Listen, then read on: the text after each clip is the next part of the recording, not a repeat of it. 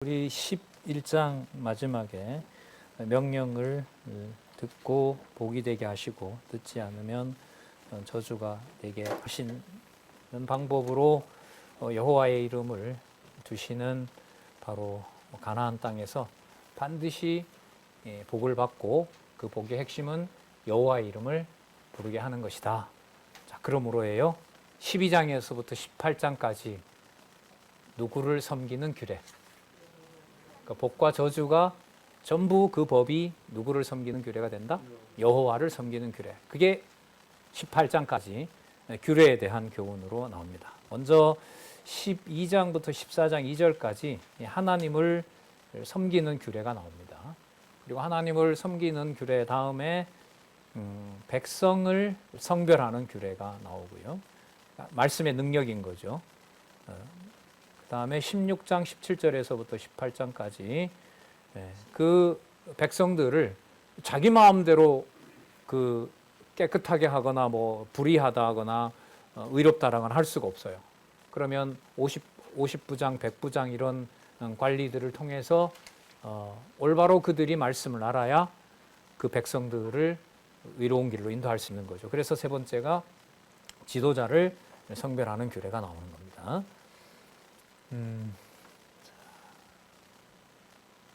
그리고 아까 11장에 어떤 구절이 나온다 그랬었죠?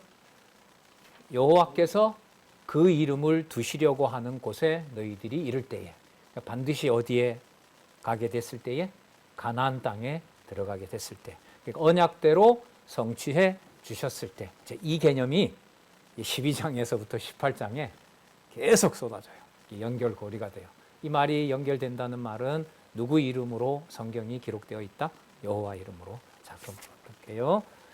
하나님을 섬기는 규례 12장에서부터 14장 2절. 먼저 여호와의 택하신 곳에서 섬기는 거예요. 자, 이제 본격적으로 그곳에 들어갔는데 나를 어느 곳에서 섬기는지 크게 보면 가나안 땅이에요. 맞죠? 근데 가나안 땅 전체에 여호와의 그 성전 짓기 전에 궤가 있었던 건 아니죠. 여호와께서 장소를 정해 주세요. 장소를 정해 줄 때 어떤 곳은 정해서 복을 받게 하는 장소가 있고요. 어떤 곳은 이동시켜서 저주받게 하는 장소가 있어요. 그럼 사울 아세요? 사울왕?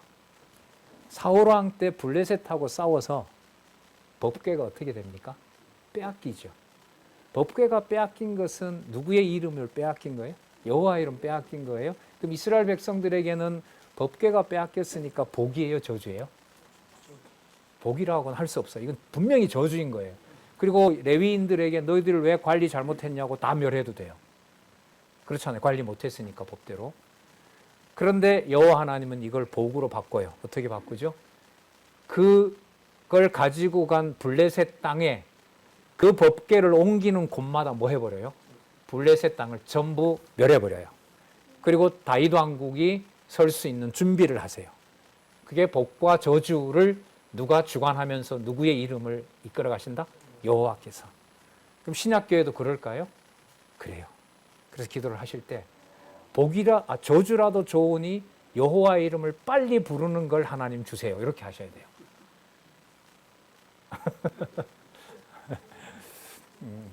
그렇게 할 수밖에 없어요. 기도를 하든 안 하든. 왜? 누구 이름을 부르는 최적의 방법을 누가 정하시니까? 여호와가 정하시니까요. 자, 그게 여러분 12장에서부터 18장까지 너무너무 진짜 좋은 말씀이 나옵니다. 볼게요. 먼저 택하신 곳에서 섬길 것. 12장 1절에서부터 14절. 우상을 멸하고 택하신 곳에서 여호와를 섬기라 명합니다. 좀 강하게 말씀드리면 들어가서 거하게 될 약속의 땅에서 여호와께서 정하신 곳에서만, 그리고 여호와가 정해놓으신 곳에서 누구 또 섬길 일이 벌어질 수 있어요? 우상을 섬기는 일이 벌어져요. 나중에 솔로몬이 말기에 어떻게 합니까? 예루살렘 성전 맞은편에 1000명의 처척들에게 다 준 건 아니겠지만, 잘 모르지만 처척들이 데리고 왔던 이방신들을 세우는 신전을 맞은편에 세우잖아요. 그러니까 정한 곳에다가 거기 나중에 부패한 그 이스라엘 왕들은, 유대 왕들은 유다가 망할 무렵에 예루살렘 성전을 더럽히죠. 볼게요. 12장 1절. 내 열조에 하나님께서 같이 한번 읽어보겠습니다. 12장 1절 시작.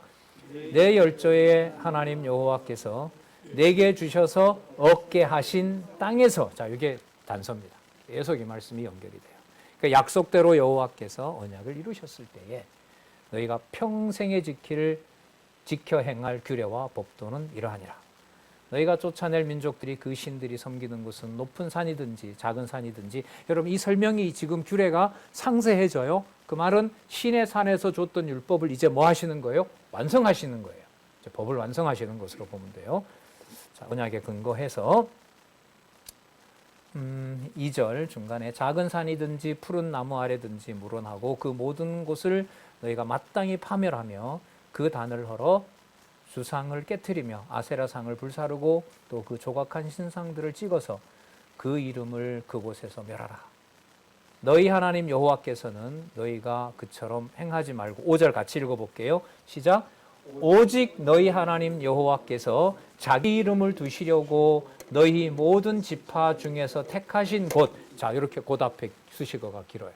여호와 하나님께서 언약하신 대로 이루신 곳, 그게 여러분 우리 신약교회 시대에는 여러분의 육신과 몸이 시작했던 바로 그 자리 그곳이고, 오늘 이곳이고 앞으로 거하게 될 바로 그곳입니다. 그곳에 일어날 분명한 사건 하나는 지금 여기 있는 대로 누구의 이름을 두시려는 거였다? 네, 여호와의 이름을 두시려는 거예요. 가정교회의 비밀은 어디에 있어요? 이스라엘 백성들 가정의 비밀, 이스라엘 백성들이 가나안 땅에서 생육하고 번성하도록 그곳에 12지파가 각각 분배받아서 에브라임 지파인, 예를 들면 내가 그 지역에서 그렇게 그 부모들 밑에 태어난 이유가 뭐냐라고 자식이 물으면 대답을 5절 가지고 하면 되죠. 오직 우리 하나님 여호와께서 자기 이름을 두시려고 우리 지파 중에서 택하신 곳에서 우리가 분배바로 받은 요 자리에서 너가 태어났다. 그럼 가정교회 비밀 풀리죠. 누구 이름 부르게 하려고? 누구 방법으로? 복과 저주 방법으로. 누구를 낮추고? 우리를 낮추려고. 여호와보다 높아진 우상을 다 멸하려고. 네. 자, 계속 강조를 합니다. 6절 너희 번제와 희생과 11조와 거제와 서원제와 낙헌 예물과 우양에 처음 난 것들을 너희는 그리로 가져다가 드리고 거기 곧 너희 하나님 여호와 앞에서 먹고 너희 하나님 여호와께서 너희 손으로 수고한 일에 복주심을 인하여 너희와 너희 가족이 즐거워하니라. 이게 생육 번성, 생육하는 것의 목적입니다. 생각을 누구 이름 두는 곳, 여호와 이름 두는 곳, 마음에서부터 성령이 임하셔서 여호와 이름을 두는 곳에 여러분들과 제가 있습니다. 어떤 방향으로, 어떤 사건으로 어떻게 갈지는 상상을 초월합니다. 잊어지는 방법으로 말씀은 얘기를 하면서 마음에는 여호와를 섬기지 않는 일부터 시작해서 진짜 이 경우가 하나님 자녀가 맞냐라는 것으로 내가 스스로를 포기하고 싶을 때라고 하더라도 누구의 약속하신 여호와의 이름이 존재해야 되면 그곳에 있는 겁니다. 그래서 우리가 판단할 수 없어요. 자, 8절 같이 한번 읽어볼게요. 시작. 우리가 오늘날 여기서는 각기 소대로 하였거니와 너희가 거기서는 하지 말지니라. 너희가 너희 하나님 여호와의 주시는 그 다음에 나오네요. 무엇과 무엇?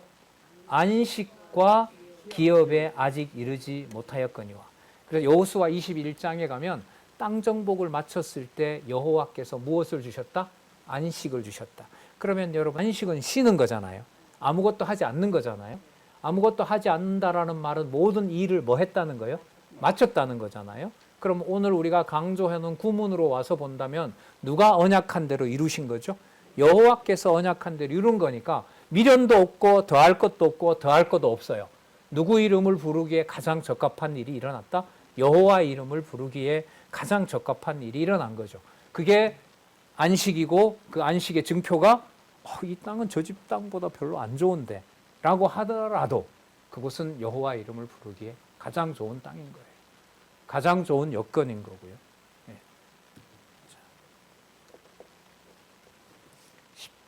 예. 10절에서부터 10절에서부터 11절까지 마침표가 어디에 나오는지 12절까지 13절까지 한번 쭉 읽어볼게요. 10절에서부터 13절까지 자, 강조하는 구문 한번 꼭 보세요. 시작. 너희가 요단을 건너 너희 하나님 여호와께서 너희에게 기업으로 주시는 땅에 거하게 될 때 나오죠. 또는 여호와께서 너희로 너희 사방의 모든 대적을 이기게 하시고 너희에게 안식을 주사 너희로 평안히 거하게 하실 때에 는 너희 하나님 여호와께서 자기 이름을 두시려고 한 곳을 택하실 그곳으로 나의 명하는 것을 모두 가지고 갈지니 곧 너희 번제와 너희 희생과 너희 11조와 너희 손의 거제와 너희가 여호와께 서원하는 모든 아름다운 소원물을 가져가고 너희와 너희 자녀와 노비와 함께 너희 하나님 여호와 앞에서 즐거워할 것이요 내 성중에 거하는 레위인과도 그리할지니 레위인은 너희 중에 분깃이나 기업이 없음이라. 너는 삼가서 내게 보이는 아무 곳에서든지 번제를 드리지 말고 오직 너희의 한 지파 중에 여호와의 택하실 그곳에서 너희 번제를 드리고 또 내가 내게 명하는 모든 것을 거기서 행할지니라. 번제의 특징이 뭐죠? 번제의 특징이 남기는 게 아무것도 없는 거. 그 말은 뭘 얘기를 하는 걸까요? 누구 이름 외에는 모든 걸 다 없애버린다? 그렇죠. 그 다음에 낙헌제를 받아주면 가지고 온 것을 레위지파나 고아까지 해서 그곳 같이 먹는 거죠. 기업에 그 주신 그 땅에서. 그래서 그 10절의 성취는요. 자, 강론집에서 기록은 안 해놨는데요. 자, 10절은 여호수아 21장 43절과 45절에 그대로 성취됩니다. 그 구문 그대로 이루어집니다. 다시 한번 이 신명기의 다음의 흐름, 적어도 28장까지, 26장까지 이 구문이 나오기 때문에 신명기서를 읽으실 때 이 부분을 다시 한번 확인하시라고 강조하는 의미에서 1절 부분 다시 한번 찾아볼게요. 12장 1절 보세요. 내 열조의 하나님 여호와께서 내게 주셔서 얻게 하신 땅. 자, 그다음 5절 볼게요. 오직 너희 하나님 여호와께서 자기 이름을 두시려고 너희 모든 지파 중에서 택하신 곳. 자, 그다음에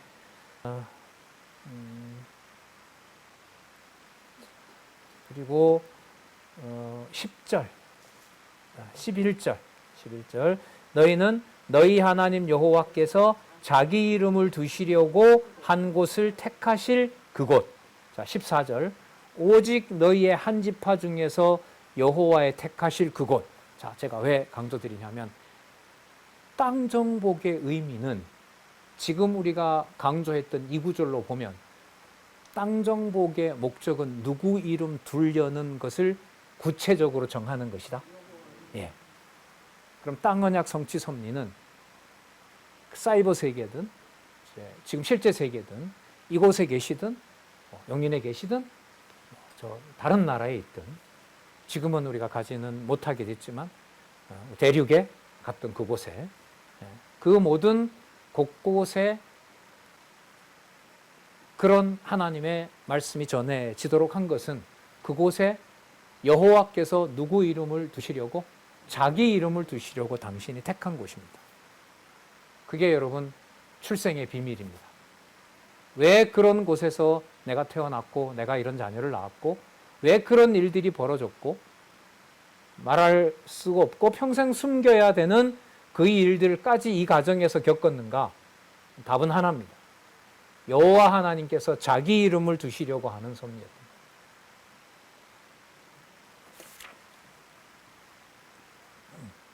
그리고 먹되 피는 먹지 마라.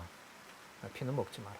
또 그 피를 통해서 그곳에 택하신 이름, 그곳에서 여호와 이름을 두시려고 했던 바로 그 원천이 여호와에게 있음을 다시 강조하기 위해서 피는 먹지 말라고 하는 오래전 노아에게 세운 그 약속을 이루시는 겁니다. 참고로 가나안 땅에 들어가서요, 예루살렘에 바로 그 여호와의 이름이 있는 성궤가, 그 법궤가 들어간 게 아니에요. 여러 곳을 떠돌아다니죠. 처음에 보면은 실로에다가 갖다 놔요. 실로에다 갖다 놓고 예루살렘 북쪽에 있는데, 그 다음에 보면 기럇 여아름이라는 데도 갖다 놓고, 제가 좀 찾아보니까 베세메스에도 갖다. 베세메스가 여러분 그거 있죠. 여호와 법궤 가져오라. 그리고 다윗이 명령을 했는데 그걸 가지고 오는데 소가 덜컹했을 그걸 딱 붙잡았잖아요. 그 붙잡은 사람이 어떻게 됐어요? 죽어버렸죠. 누가 아니에요? 레위 지파가 아니에요. 자, 그러니까 앞으로 여호와의 이름을 두시는 곳에 여호와를 섬기는 방법까지도 향후 지금부터 여호수아부터 적어도 400년 후에 다윗이 오거든요.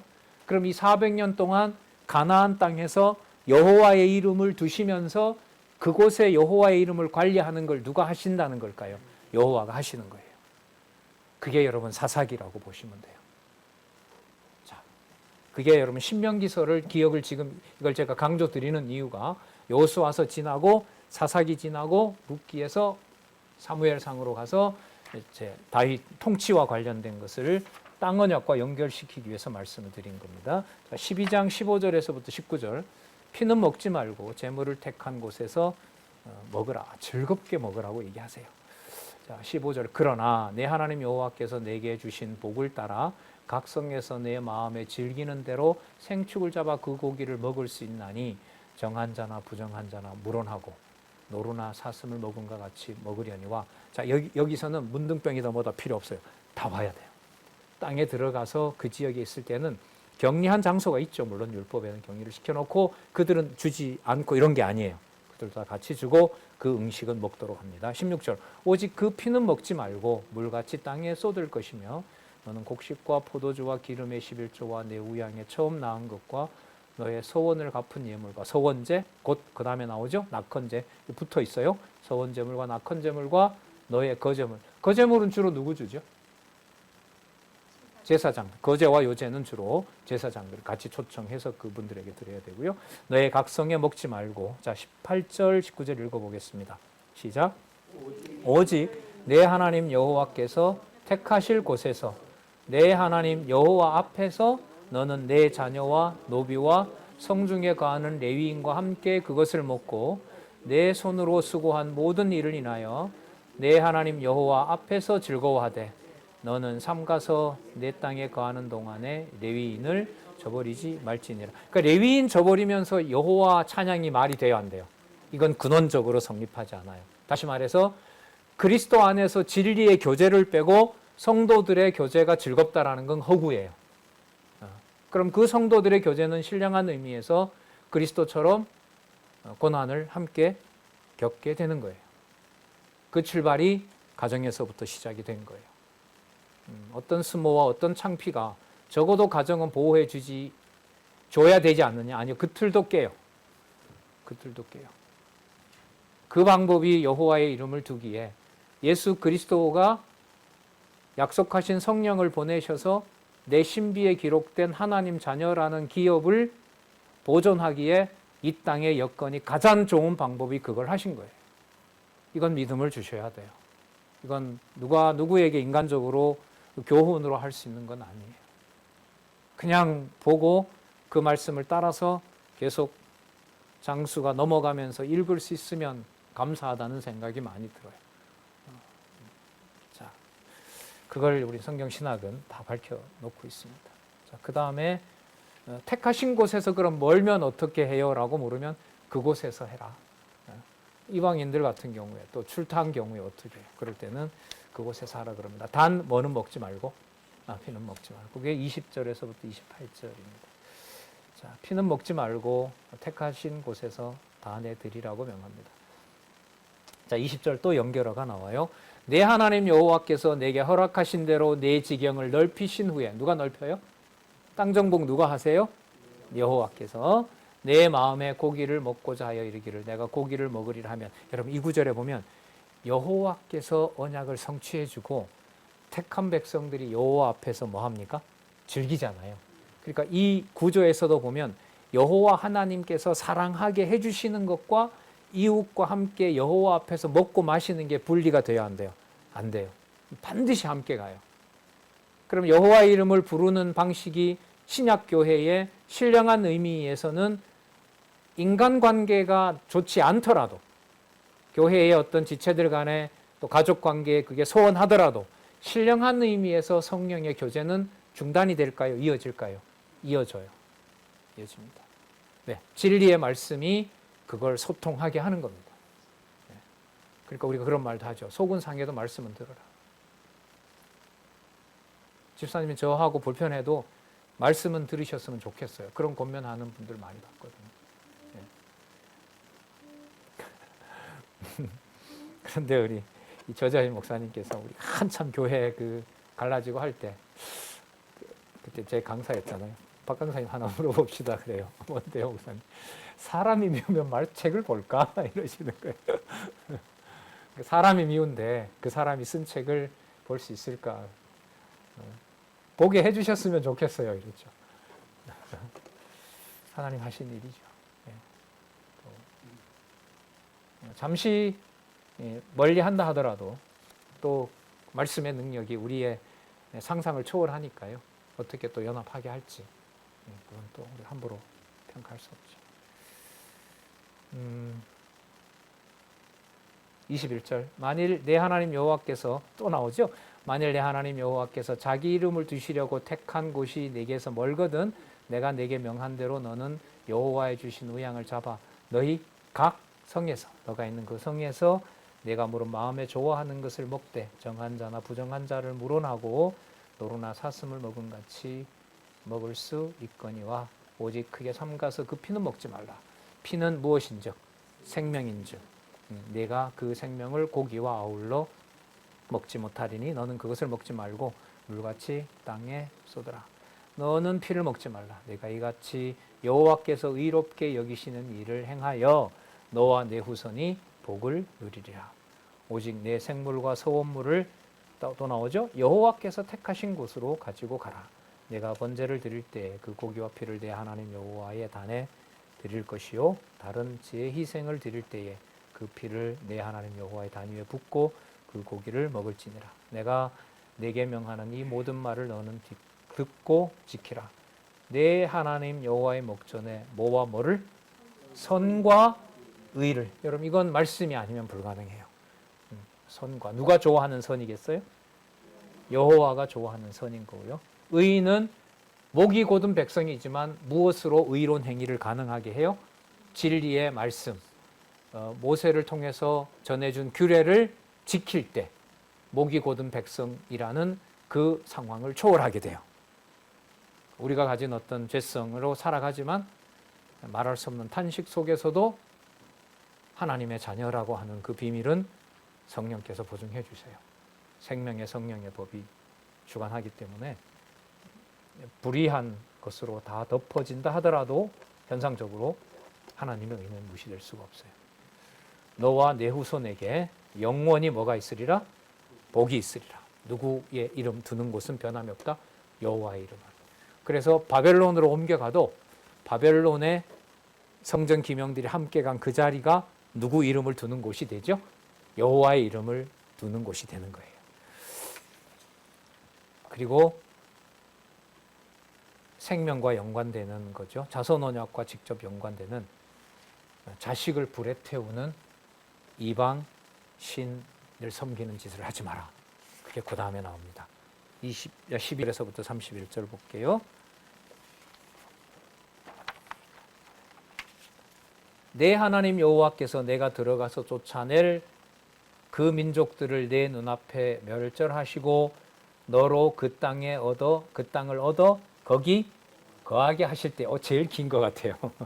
언약대로 이렇게 하셨을 때에, 그러니까 여호와가 정복했는데 다른 신을 섬기지 말라 이거죠. 예.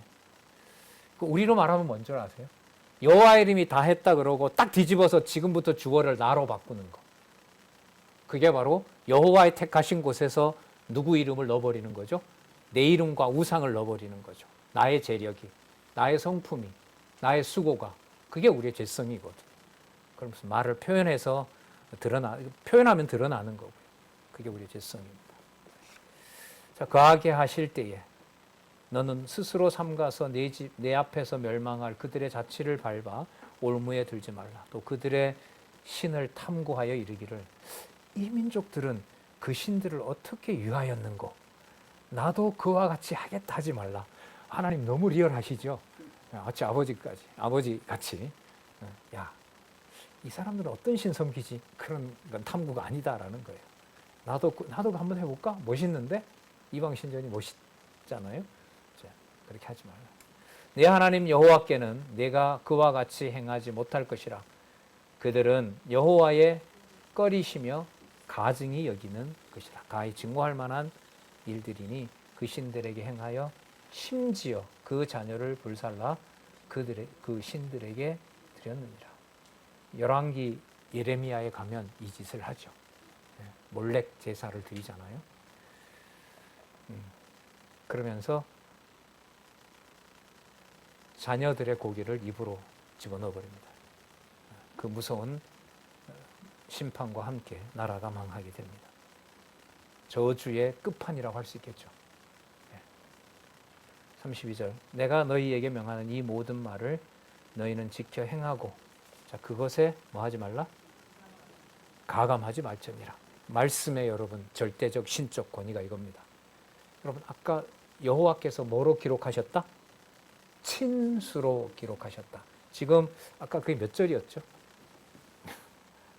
전사님 친수로 기록하는 거 몇 장이 있어요? 여기다가 여러분 같이 적어 놓으시면 돼요. 그것에 가감하지 말라. 누가 기록하셨으니까? 여호와께서 친수로 기록하셨으므로. 그래서 디모데 후서 3장 16절에 하나님의 말씀은 하나님의 영감으로 감동으로 기록된 말씀으로라고 하는 게 바울이 강조하기 위해서 바울이 만든 말이 아니라 어디에서? 구약에서 이미 확정한 거예요. 친수로 기록했으므로 그것에 뭐 하지 말라? 가감하지 말라. 근데 여러분 나중에 이스라엘 백성의 역사가 지나고요. 바벨론에 돌아온 다음에 성경을 필사할 때부터 가감이 일어나요. 가감이 일어납니다. 필사자들이 구약 성경에다가 본문을 끼워 넣습니다. 그걸 제 신문에 썼거든요. 신약 성경에는 27권 말고 27권의 배가 되는 270여 권의 위서가 있었어요. 그 교회에 그게 들어오는 거예요. 그래서 교회는 거기에서 교회에서 주일마다 읽는 책이 무엇인지를 기준으로 엄선을 합니다. 그렇게 해서 397년에 서기 397년에 27권이 확정이 되게 하세요. 그렇게 해서 여러분들과 저에게 문헌으로 바로 이 하나님의 말씀이 주어져 있는 겁니다.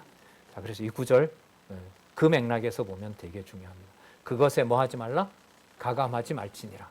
계시록 22장 18절 더하는 자는 벌을 더할 것이고 빼는 자는 생명책에서 빼버리겠다. 그 말씀으로 그러면 성경 처음부터 성경 마지막은 그 성경에 기록한 문자 하나하나를 여호와 하나님께서 뭐 하지 말도록 건들지 말도록 그걸 누가 보관하신다? 여호와께서 보관하시는 거죠.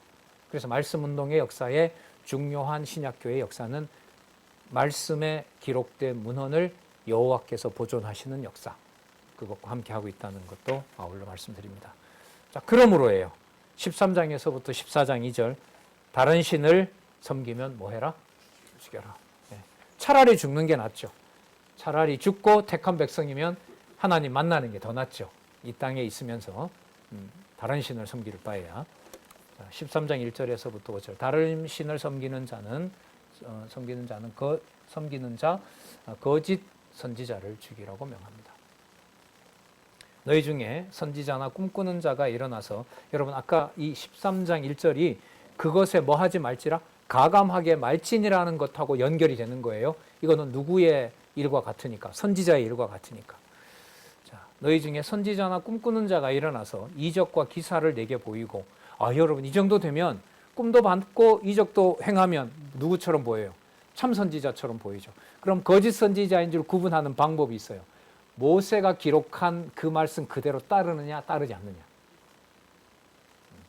그거 보면은 뭔가를 풀어주려고 하는 것이고, 그게 아니라면은 그 사람이, 그 선지자가 일으킨 이적과 기사는 악령으로부터 온 게 되는 거죠. 그럼 그 자를 뭐 해야 된다? 태워버려라.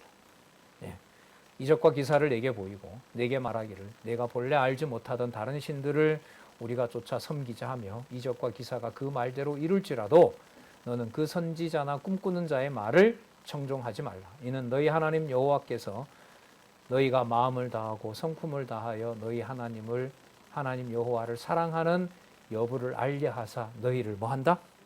그 누굴 보낸다는 거예요? 거짓 선지자 보낸다는 거예요. 교회 내에서 이단이 나오고 적그리스도가 나온다고 약속했죠? 베드로 후서에 보면. 저들이 누구로부터 나갔으나 우리로부터 나갔으나 진리의 말씀을 듣지 않는 자들이라. 그러니까 적그리스도는 가정교회 내에 있는 거고요. 내 자신도 예외가 될 수 없는 거고요. 그러면 그것이 바른지 아는지는 그 진리의 말씀으로 제대로 선포하고, 두 번째, 그 진리의 말씀대로 그리스도가 약속하셨던 대로 자기의 모든 것을 십자가에 주고 교회를 사랑하신 것처럼 진리 안에서 지체들을 사랑하느냐까지 보면 적그리스도인지 아닌지가 구분되게 한다는 겁니다. 그게 그리스도 오시는 날까지 약속된 진리를 분별하게 하는 방법입니다. 시험하려고 두신다는 거죠. 4절 너희는 너희 하나님 여호와를 순종하며 그를 경외하며 그 명령을 지키며 그 목소리를 청종하며 그를 섬기며 그에게 부종하고 따르고 그 선지자나 꿈꾸는 자는 뭐하라? 죽이라. 지금은 하나님의 말씀이 심판하는 거예요. 나부터도 내가 놀리는 야고보서에 있는 대로 사단도 뭐 한다고요? 하나님 앞에서 떠느니라. 두려워서 떨어요. 사단도. 그리고 여호와 앞에서 여호와의 말을 해요. 하지만 그렇게 된다 하더라도 사단이 회개해서 돌아오는 건 아니에요. 그건 애초부터 저주받은 자예요. 그러니까 이 영적 분별을 누가 할 수 있겠어요? 진리의 말씀을 통해서가 아니면은 그 행위를 진리 아래에 있는지 아닌지를 알 수가 없어요. 근원적으로 하나님께서 분별하도록 해주셔야 됩니다. 아니면 미혹의 영에 넘어가고요. 어려움이 따르게 되겠죠. 자, 5절 그 선지자나 꿈꾸는 자는 죽이라. 이는 그가 너희로 너희를 애굽 땅에서 인도하여 내시며 종되었던 집에서 속량하여 취하신 너희 하나님 여호와를 뭐하게 하며 배반케 하려 하며 너희 하나님 여호와께서 내게 하라 명하신 도에서 너를 꿰어내려고 말하였습니다. 너는 이같이 하여 너희 중에서 악을 제할지니라. 그래서 이스라엘 백성들은 이 이후부터 이 문헌 관리가 엄청 철저하게 됩니다. 그래서 그 성경 권위가 문제가 될 때 문헌으로 보면 구약은 별 문제가 되질 않아요. 이스라엘 백성들이 너무나 명확하고 분명하게 보존을 해왔기 때문에. 그런데 예수님 오시기 전 한 300년 전부터 헬라어로 구약 성경이 번역되면서 헬라어 번역자들이 성경 본문에 손을 댑니다. 다니엘서 본문을 슬쩍 어떤 다른 걸 갖다 집어넣고요. 외경이라고 하죠. 이스라엘 자기네들 역사 속에 그럴듯한 얘기들을 가져다가 끼워 넣어버리는 이런 일들이 벌어집니다. 자, 그 일과 함께 그리스도가 오셔서 이제 언약을 이루시면서 성령을 보내셔서 신약 요한계시록까지 완성하는 역사가 있습니다. 제가 신문에 쓰고 있는데 다음 기회가 되면 한번 또 정리해 드리도록 할게요. 자, 13장 6절에서부터 11절 다른 신들을 섬기는 자는 누구도 가족과 친구도 죽이라고 명합니다. 성경 공부 안 하면 지금 다 가족 죽여야 돼요. 그러니까 여러분 이걸 그냥 신약교회에 넣으면 얼마나 이게 무섭겠어요. 여러분 이걸 누가 하세요? 가족과 친구를 죽이는 기준이 누구예요? 하나님의 말씀이죠. 그 말씀에 따라서 척결을 하는 거죠. 그럼 지금은 그 하나님의 말씀의 기준이 어디에 있어요? 바깥에 있어요? 우리 내면에 있어요? 내면에 역사하고 있죠. 그걸 내면에 역사하시는 그 하나님의 능력이 말씀으로 지금 기록된 성경이란 말이죠. 그러면 성경을 하나님 말씀으로 읽느냐 못 읽느냐는 어디에서부터 결정이 돼요? 마음에서부터 결정이 되죠. 그럼 그 마음에서 하나님의 말씀을 말씀으로 받아들이지 않는 자는 이미 거기에서 뭘 받았어요? 심판을 받고 멸망을 당한 거죠. 그런데 사단도 마치 뭐처럼 예수님 유혹할 때 뭘 가지고 사용하죠? 말씀 가지고 정확하게 인용해서 말씀을 가지고 이용을 하죠. 그래서 그걸 누가 분별하시겠어요? 그 마음의 상태부터 성령께서, 하나님께서 이미 심판을 내리는 거예요. 따라서 우리 기준으로 보면 말씀을 읽고 말씀이 좋고 그 다음에 그 말씀이 형제 사랑까지 이어지는 게 간절함이 있는 거예요. 지식으로 끝나질 않고 그리스도께서 나에게 주신 이러한 피부치들과 듣지 않더라도 그들에게 진리의 말씀을 통해서 여호와의 이름의 전파가 이어지도록 하는 것. 그 간절함이 우리 내면에 있는 거죠. 그러니까 그 내면에서부터 벌써 가족과 친구를 죽이라고 하는 심판이 이미 그 내면에 일어나는 거죠. 그리고 그 심판을 원수 갚는 것이 누구에게 있다고요? 하나님에게 있는 것처럼 여호와 하나님을 받아들이지 않는 것이 가장 큰 무서운 심판이고요. 그건 그 내면에서부터 이루어지는 겁니다. 로마서에서는 계속 전하는 자가 계속 듣지 않으면 그 머리에 뭘 쌓는다 그래요? 화를, 불덩어리를 쌓는 것이다라고 얘기를 하는 겁니다. 그러니까 말씀이 전파되는 곳에는 반드시 하나님의 은혜를 깨닫는 것과 무엇이? 심판이 같이 일어납니다. 지금 얘가 전하는 방법으로 저에게도 일어나고요. 듣는 여러분들에게도 그 안에 하나님 여호와를 들 수 있는 절차와 방식과 환경을 여호와 하나님의 말씀이 살았고 운동력이 있어서 역사하고 계신 겁니다. 그러니까 사단으로서는 말씀이 그대로 전달되는 것이 가장 두려운 거죠. 이걸 왜곡시키는 거고 하나님 이걸 보낸다 그랬죠. 거짓 선지자들이 와서 말씀도 그럴듯하게 하고 뭐도 보이고 표적도 보이니까 그렇게 보이는 거죠. 그 미혹 가운데 둔 결과가 북쪽 이스라엘도 망하고 남쪽 유다가 망하고 이제는 육체로 안 된다. 내가 신비에 기록해줘야 된다. 그게 여러분 예레미야 31장 31절에 내가 이제 내 신을 내 마음에 두며 그렇게 이루어지는 겁니다.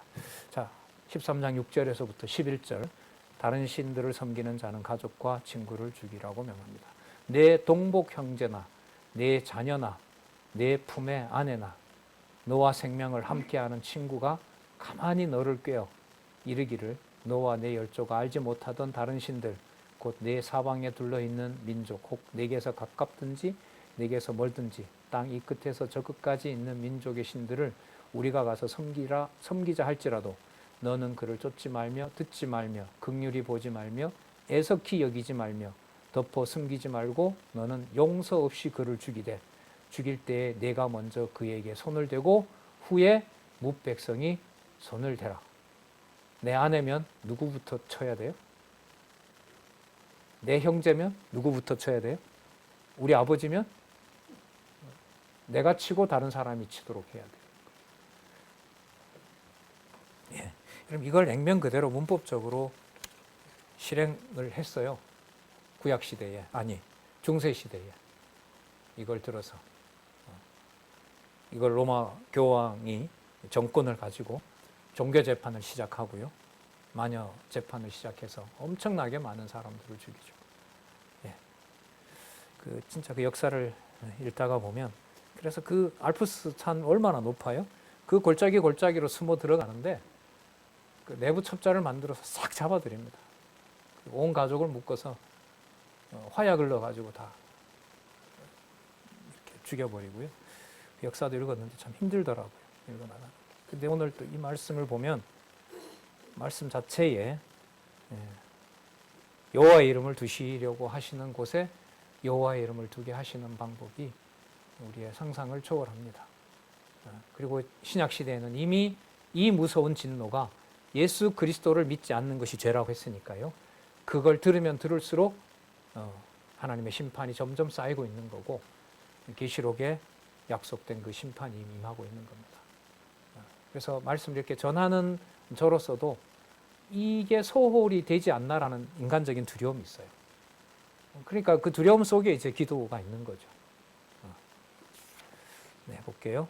그러니까 나아가 어떤 성읍에도 이방신 섬기도록 유혹하면 이방신 섬기도록 유혹하는 그 부족을 전부 멸해버리라고 얘기를 합니다. 자, 13장 12절 또 한번 읽어볼까요? 시작.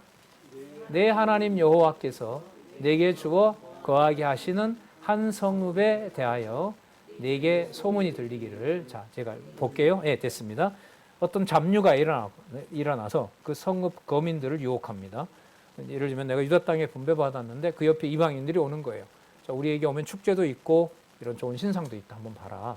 참고해라. 뭐 이렇게 유혹할 수 있겠죠. 14절. 너는 자세히 묻고 살펴보아서 이런 가증한 일이 참 사실로 너희 중에 있으면 너는 마땅히 그 성읍 거민을 칼날로 죽이고 그 성읍과 그 중에 거하는 모든 것과 그 생축을 칼날로 진멸하고 또 그 속에서 빼앗아 얻은 물건을 다 거리에 모아놓고 그 성읍과 그 탈취물 전부를 불살라 내 하나님 여호와께 드릴지니 그 성읍은 영영이 무더기가 되어 다시 건축됨이 없을 것이라. 이게 여호수아가 이제 정복하면서 일어나고요. 이 사건이 반전되는 게 여러분 뭐냐면 사사기예요. 사사기서에는 이게 지켜지지 않을 뿐만 아니라 오히려 분배했던 땅도 다시 이방이 지배하는 일이 벌어져요. 그래서 각자 다 그리고 각각도 자기 소견에 오른 대로 행하는 그런 일들이 벌어지는 것이 사사기서입니다. 그래서 여호와께서는 통치권을 준비하신다는 거죠. 17절 너는 이 진멸할 물건을 조금도 내 손에 손대지 말라. 그리하면 그 뭐뭐 하기 위해서입니다. 왜냐하면 여호와께서 그 진노를 그치시고 너를 긍휼히 여기시고 자비를 더하사 너희 열조에게 맹세하심같이 내 수요를 번성하도록 하기 위함이기 때문이다. 이렇게 됩니다. 그리하면이 아니에요. 자, 그 다음에 18절 내가 만일도 뭐뭐 하게 될 때에 이런 뜻입니다. 내가 내 하나님 여호와의 말씀을 듣고 오늘날 내가 내게 명하는 이 모든 명령을 지켜 내 하나님 여호와의 목전에 정직을 행하게 될 때에 이같이 되리라. 자, 그러면서 14장 1절에서부터 2절까지 만민 중에 택함 받은 성민이 삼가할 일들을 명합니다. 우리 같이 한번 읽어보도록 할게요. 14장 1절에서부터 2절입니다. 시작. 너희는 너희 하나님 여호와의 자녀니 죽은 자를 위하여 자기 몸을 베지 말며 눈썹 사이 이마 위에 털을 밀지 말라. 너는 너희 하나님 여호와의 누구라? 성민이라. 예. 여호와께서 지상 만민 중에서 너를 택하여 자기 기업의 백성을 삼으셨느니라. 성민이라는 성자 플러스 민이에요. 성자가 바로 거룩한, 구별한 그런 거죠. 레위기 11장부터 27장까지 제목이 무슨 규례? 성별 규례. 그 성별 규례를 신명기에 와서 완성하고 이 성별 규례를 이스라엘 역사를 통해서 여호수아에서부터 역대기, 에스라, 느헤미야, 에스더까지 쫙 이루시는 거예요. 그 법을 지금 완성하셨다고 보면 돼요. 너희 하나님 여호와의 성민이라. 너를 택하여 자기 기업의 백성으로 삼으셨다. 자, 여러분 1119페이지에 우리 신약적인 해석으로 신약의 의미로 신약 해석을 통해서 영적인 의미로 그리스도께서 어떻게 실체적으로 이루시는지를 정리를 하면서 오늘 강의 마치도록 할게요. 어디를 보시냐면 1119페이지 마지막 단락에 보시면 위에서부터 하나, 둘, 셋, 넷, 네 번째 줄부터 자, 그리고 이와 같은 구약의 규례는 택한 백성을 대신하여 찾으셨어요? 네, 마지막 단락 네 번째 줄 그리고 이와 같은 구약의 규례는 택한 백성을 대신하여 온전한 규례에 따라 하나님을 영원토록 섬기는 예수 그리스도에 대한 예표로서의 모형과 그림자라는 사실도 분명히 확인되었다. 그러므로 신약교회 성도는 스스로가 여호와 하나님을 섬기며 사는 것이 아니라 예수 그리스도께서 영원한 대제사장이 되셔서 성도를 대신하여 영원토록 섬겨주시는 공로에 의하여 여호와 하나님을 섬기는 자가 되어 사는 것이다. 규례를 이루도록 하신다 이거죠. 히브리서 9장 14절 메모하시고 요 구절 내용들이 히브리서 9장 14절에서 성취된다는 거 확인하시면 됩니다. 자, 그렇다면 이제 이스라엘 백성들이 어떻게 무엇을 먹어야 되는지와 관련된 내용들이 14장 3절부터 백성을 성별하는 규례 내용으로 나타납니다. 그래서 제일 먼저 보면 양쪽 가로 1에 무엇으로 성별할 것? 식물로서, 그 먹는 거죠. 함부로 먹고 마시지 못하도록 하고 먹어야 될 것이 무엇인지를 알려주는 내용이 14장 3절부터 나옵니다. 네, 오늘 개강 첫날 유익한 말씀, 귀한 말씀 보게 돼서 너무 감사하고요. 다음 주에 계속 이어가도록 하겠습니다. 수고하셨습니다. 기도하겠습니다. 하나님 아버지 감사합니다.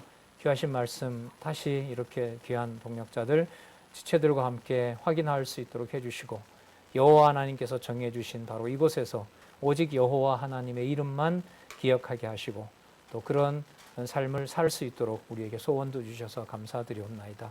원하옵나니 우리 시대에 허락하신 이 성경신학으로 온전히 여호와 하나님만 의지하며 우리가 감당할 수 없고 받아들이기 어려운 현실에서도 여호와 하나님의 이름이 빛난다는 귀한 진리를 우리들로부터 하나님 보호해 주시고 그 진리가 꺾이지 않도록 우리의 삶도 지켜주시옵소서.